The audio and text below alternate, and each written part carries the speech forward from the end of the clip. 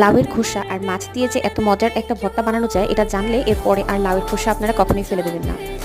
লাউয়ের খোসাটা একটু মোটা করে ছাড়াবেন, তারপর ভালো করে ধুয়ে পানি দিয়ে আর লবণ দিয়ে সিদ্ধ করতে দেবেন। পুরোপুরি সিদ্ধ হয়ে গেলে খোসাটা মিহি করে বেটে নেবেন।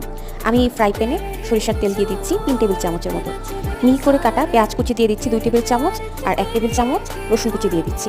এবার এটা ভাজা ভাজা হতে দিয়ে আমি এখানে মাছ বেছে নিয়েছি। এখানে সাধারণত কাটা কম এই মাছগুলো দিলেই ভালো হয়, আমি এখানে পাঙ্গাস মাছ দিয়েছি। আর এর সাথে এই যে বাটা পেস্টটা এটা আমি দেখিয়ে দিলাম আপনাদের। এখন এই গরম তেলের মধ্যে অল্প একটু কালো জিরে দিয়ে ফোড়ন দিয়ে নিয়েছি যাতে করে গন্ধটা ভালো আসে।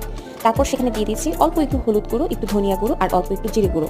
বেটে রাখা লাউয়ের খোসা দিয়ে নেড়েচেড়ে মিশিয়ে নেব। আপনি স্বাদ মতো কাঁচামরিচ দেবেন, আমার বাচ্চা খায় তাই আমি খুব অল্প পরিমাণে দিয়েছি। আর বেছে রাখা মাছটা দিয়ে এখন ভালো করে নেড়েচেড়ে সবকিছু একসাথে মিশিয়ে ভাজা ভাজা করে নিতে হবে। আমি একটু স্বাদ বাড়ানোর জন্য কাঁচা পেঁয়াজ দিয়েছি 1 মুঠো। এখন নেড়েচেড়ে ভাজা ভাজা করে নামিয়ে নিলেই হয়ে যাবে এত মজাদার একটি ভর্তা। গরম ভাতের সাথে খেতে অসাধারণ লাগে ভর্তাটা। ধন্যবাদ সবাইকে।